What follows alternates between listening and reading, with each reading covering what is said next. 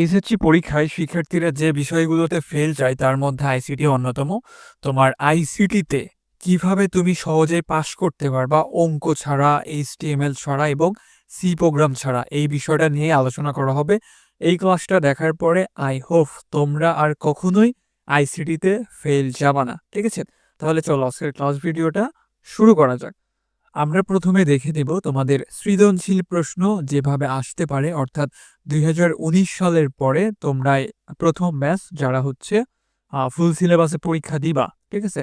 তো 2019 সালে যেভাবে প্রশ্ন হইতো আর কি, ওর ধারাবাহিকতায় এটা সাজানো হয়েছে, মানে এমনটা আসার সম্ভাবনা খুবই বেশি আর কি। তো প্রথম অধ্যায় থেকে একটা সৃজনশীল থাকবে, দ্বিতীয় অধ্যায় থেকে একটা থাকবে, তৃতীয় অধ্যায়ে দুইটা অংশ আছে, একটা সংখ্যা পদ্ধতি আর একটা হচ্ছে ডিজিটাল ডিভাইস। তো এখান থেকে দুইটা সৃজনশীল আসে। 4 নম্বর অধ্যায় এইচটিএমএল থেকে একটা সৃজনশীল দেয়, পঞ্চম অধ্যায় সি প্রোগ্রাম এখান থেকে দুইটা সৃজনশীল দেয় এবং ষষ্ঠ অধ্যায় থেকে একটা সৃজনশীল দেয়। এই টোটাল হচ্ছে 8টা সৃজনশীল, 8টার মধ্যে যে কোনো 5টা দিতে হবে। তো এখন আমরা দেখব হচ্ছে কিভাবে তোমার অঙ্ক করতে হবে না, সি প্রোগ্রাম পড়তে হবে না এবং এইচটিএমএলও করতে হবে না। ওই 3টা অধ্যায় পড়বো, যে অধ্যায়গুলো খুবই সহজ এবং খুব সহজে পাশ করা যাবে। তো তোমরা হচ্ছে প্রথম অধ্যায় পড়বো, প্রথম অধ্যায় থেকে 100% শিওর একটা সৃজনশীল আসবেই। তারপরে হচ্ছে তোমরা দ্বিতীয় অধ্যায় পড়বা, দ্বিতীয় অধ্যায় থেকে একটা আসবে আর ষষ্ঠ অধ্যায় থেকে একটা আসবে। তো তোমাদের 8টা সৃজনশীল থাকবে, দিতে হবে মাত্র 5টা। তো এখান থেকে যদি 3টা দাও তোমাদের 50 মার্ক, 50-এ হচ্ছে 17 পাইতে হবে। 3-17 এখানে 17 পাইতে হবে আর এমসিকিউ হচ্ছে 8 পাইতে হবে। তো 30-এর অ্যান্সার করলে আমি আশা করি যে তোমরা ওখানে 17 এমনিতেই পাবা।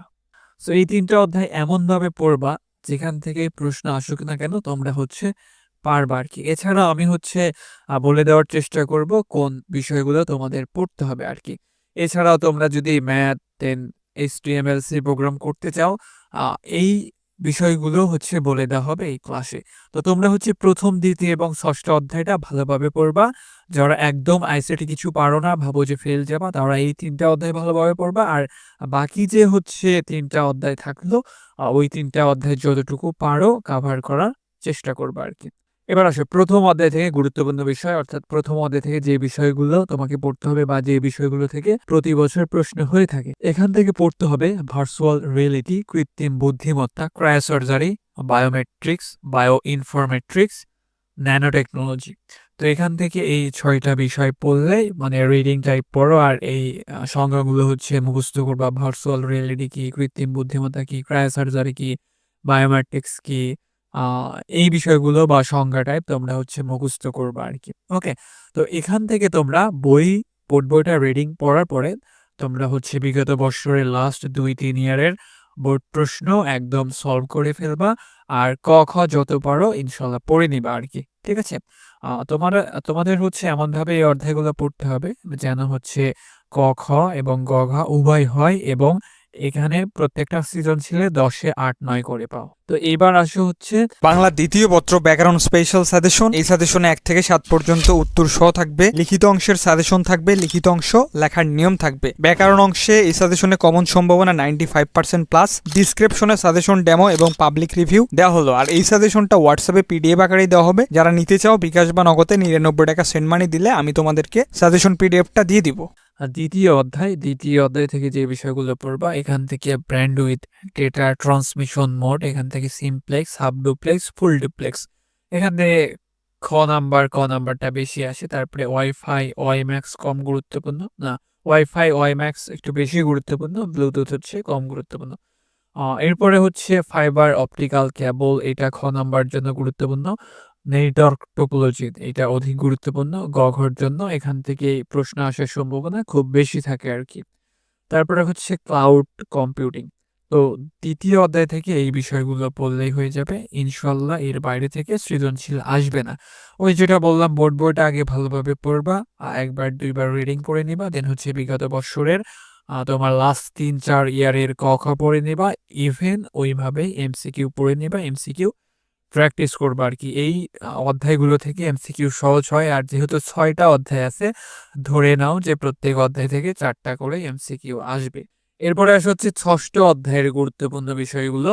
ষষ্ঠ অধ্যায় থেকে পড়তে হবে ডেটাবেস, রেকর্ড কি, এসকিউএল, প্রাইমারি কি, তারপরে হচ্ছে ডিবিএমএস, ফিল্ড কি, সর্টিং ও ইন্ডেক্সিং, ফরেন কি, এখানে ফরেন হবে, যাই হোক মিস্টেক হয়েছে, ডাটা এনক্রিপশন কি, ডাটাবেসের ব্যবহার এবং কোয়েরি কি।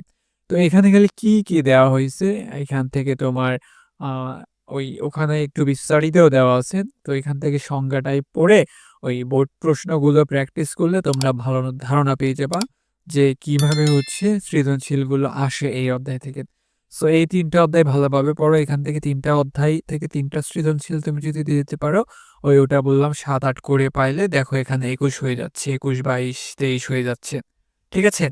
তো তোমরা হচ্ছে ভালোভাবে এই ৩টা অধ্যায় পড়ো, আর ১৭তে মানে ৩০-এ এমনিতেই ১৭+ হয়ে যাবে। আর বাকি ৩টা অধ্যায় থেকে আমি বলে দিচ্ছি, যদি একটু আনসার করতে পারো বা কারো থেকে যদি টোকায়-মোকায় লিখতে পারো, ফ্রেন্ডদের অনেকেই ভালো আছে।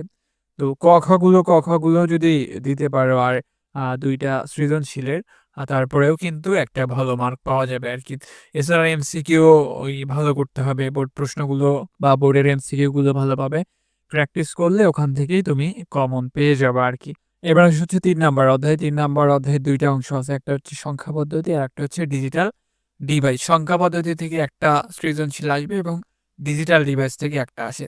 তো তোমাদের হচ্ছে ডিজিটাল ডিভাইস পড়ার দরকার নেই। তোমরা সংখ্যা পদ্ধতিটা পড়বা, যদি কেউ হচ্ছে পড়ো। মানে পড়ার চেষ্টা করবা। ৩ টা সৃজনশীলের মধ্যেই সীমাবদ্ধ থাকবা না আরকি।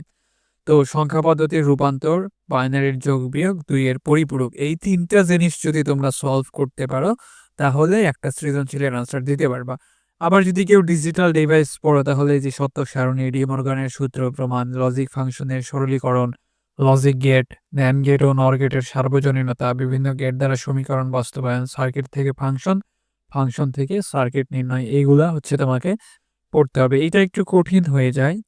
তো এখান থেকে সংখ্যা পদ্ধতিটাই পড়বা। এরপরে আসো ৪ নাম্বার অধ্যায়। ৪ নাম্বার অধ্যায়টা খুবই সহজ। এখানে HTML তোমরা যদি মুখস্থ টাইপও পড়ো আরকি, তারপরেও কিন্তু অ্যান্সার করা যাবে। ওয়েবসাইটের কাঠামো পড়বা, ওয়েবসাইট কাঠামোর প্রকারভেদ, HTML এখানে tag, list, text, hyperlink, table, image. এই ইমেজ থেকে HTML নির্ণয়, টেবিল থেকে নির্ণয়, এই বিষয়গুলো আরকি। টেক্সট থেকে টেক্সট দিয়ে নির্ণয়। তো খুবই সহজ। যদি একটু রিডিং টাইপ করো, বা তোমরা চাইলে YouTube দেখে এগুলো সলভ করতে পারবা।